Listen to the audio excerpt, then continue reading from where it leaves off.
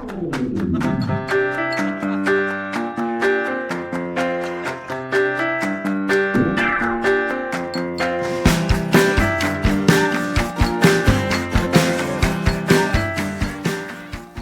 amics, benvinguts a la Biblioteca de Leo. La ressenya que us vaig a fer avui és del diari de Greg 7, el tercer en discòrdia.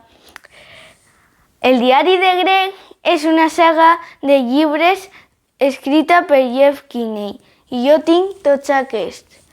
Cada llibre té més o menys 220 pàgines. Alguns dels personatges d'aquesta saga són els pares de Greg, el germà major, Roderick, el germà menut, Manny, i el seu millor amic, Rowley. En aquesta ocasió, a l'Institut de Greg estan organitzant el ball del Dia dels Enamorats i Greg no vol quedar com un pringat sense parella. Aleshores, per sort, en troba una i això deixa un poquet malament al seu millor amic Rowley. Però mai es pot saber el que pot passar.